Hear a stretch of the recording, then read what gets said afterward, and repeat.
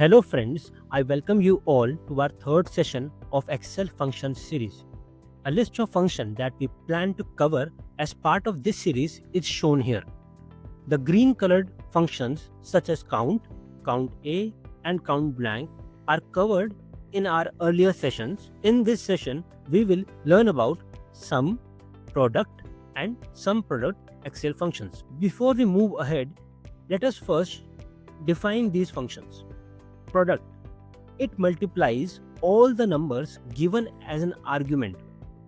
Sum adds all the numbers present in a range of cells. SUMPRODUCT returns the sum of the products of corresponding ranges or arrays. The data set will be the same, that is the inventory data. We will change few of the data values for explanation purposes. There are few stakeholder queries, and we will try to answer these queries using the sum, product and SUMPRODUCT functions. Starting with the first query of this session. Total available inventory. The stakeholder wants to know how many items are present in the retail shop. This can simply be done by using sum function. Before moving towards the Excel sheet to understand the sum function, let us quickly go through the second query as well. The stakeholder wants to know the total inventory available in value. So here, the stakeholder wants to understand what is the value of all the items present in the retail shop. And this can be done using two ways. The first one we can achieve using two functions, sum and product together. In the second approach, we can directly get this value using the SUMPRODUCT function itself. Now let us focus on the first query where the stakeholder wanted to know how many items are present in the retail shop. He wanted to understand the inventory quantity in numbers. We can achieve this by considering column H and adding the values present in the column H. The first query can be resolved using the sum function in Excel. Let us quickly apply the sum function and see what value do we get as an output. To apply sum function, we'll start with equal to, then we will enter sum, start the bracket, and now as per the definition in the argument section we have to pass a range of values. So now since column H contains inventory quantity numbers for each product ID separately, let us add all the values present in column H to get the final output. Select the complete range of H, close the bracket and press enter. It gives us an output of 226.5. So it means that there are 226.5 items present in the retail shop. Can we verify this number 226.5? Yes, we can verify this number by simply selecting column H and then checking the status bar.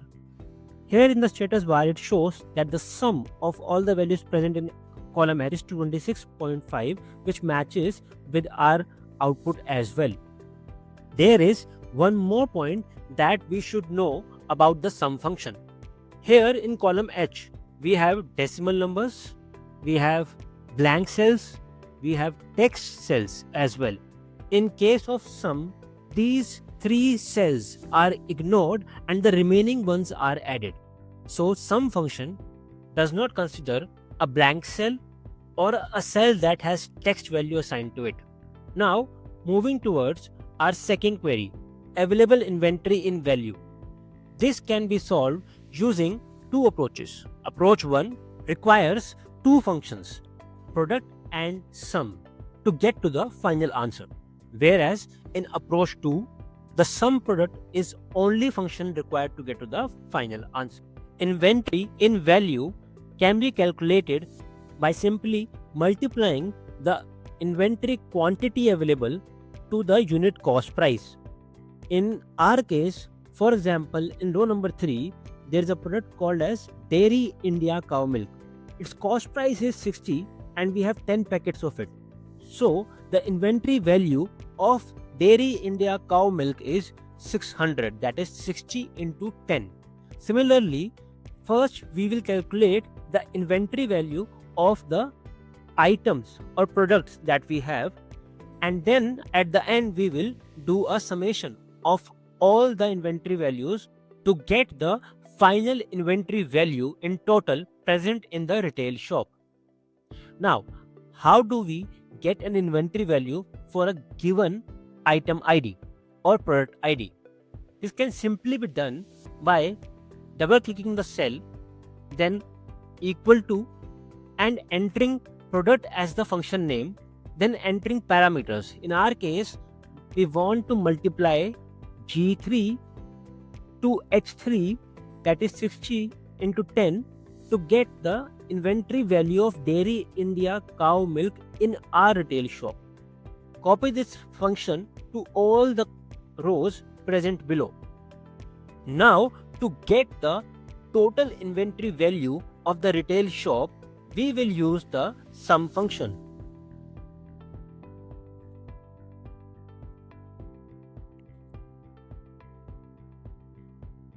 And the output which we are getting is 14,827 rupees.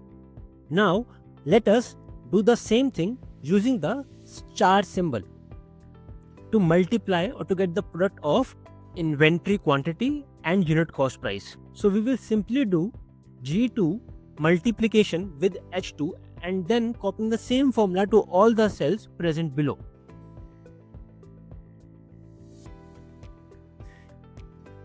In the end, we will add all the values present in the cell starting from J2 till J26.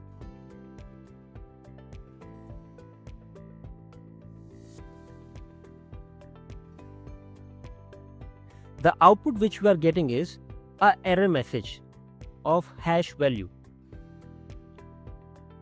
So why is this error coming now? If we scroll up, we can see that unit cost price has missing values and column H has both missing value and text value assigned to the cells. Now we can see that the output using the product function and output using the star used for multiplication is giving us two different outputs. Now this tells that both of them work differently. And where's the difference? Let us try to understand that. We will quickly scan through the data to identify the differences.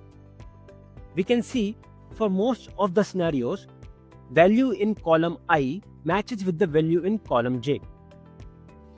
There are few differences which are highlighted in yellow. Let us see what is happening there. Now, I2 is having different output value when compared to J2. Both of them are getting the same input parameters as arguments but are giving different output. Now what is the case here? In this case, we can see that unit cost price is an empty cell or it has no value assigned to it. And inventory quantity in stock is having a value of 11. We can see that in the case of product as a function, when it is being used, it is ignoring the blank cell. Hence, the only cell which is considered is 11. Hence, the output comes out to be 11. In the case of scenario where multiplication sign is used, we are getting an output as 0 because multiplication sign considers blank or empty cell as 0. Scrolling down, we can see that there is a difference at row number 19. Here, unit cost price is present as 20, but column H, which is the inventory quantity available in numbers, is a blank or an empty cell. Hence, the output will be 20 for the case where product function is used, and where multiplication sign is used, their output will be 0 because in the case of multiplication sign, blank and empty cells are treated as 0. Now we again have a difference in row number 23.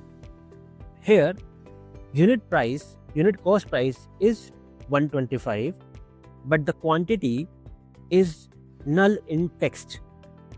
So we have an argument that is of text type and we have another argument for number type. Now let us see how the output gets impacted when we use product function or when we use multiplication sign. When we use product as a function, the text value is ignored the similar way the blank values were getting ignored. So when I ignore a text value of null, in that case my output would remain 125, which is coming. But in the case of multiplication sign, null is getting treated as text, and text multiplied by 125 or any given number will give you a hash value error. Product function expects at least one argument to be of number type. Here we can see that is not the case. Unit cost price is blank and the available quantity in numbers is a text value, that is 5 kg, which is a text value. In such a scenario, the product function will give the output as 0, and again, since 5 kg is a text and text cannot be multiplied to any given number, the output of column J, which is the output that we get after using multiplication sign and multiplying G25 and H25, is giving you an error message of hash value. Let me quickly summarize what we have learned till now. For product, if an argument is an array or reference, only numbers in array or reference are multiplied. Empty cells, logical values, and text in the array or reference are ignored. When we use multiplication sign, text type is not ignored, and a text multiplied with a number gives you a hash value error. Empty or blank cells are considered as 0. Since we now have the inventory value for all the products individually, we can get the total available inventory in value by adding cells starting from I2 till I26. And the output which we are getting is 14,838. Let us capture this output in the same table at cell AO3. Now let us try solving this query using the SUMPRODUCT function. So what is a SUMPRODUCT function? We have discussed this earlier. Let us revise the definition of SUMPRODUCT.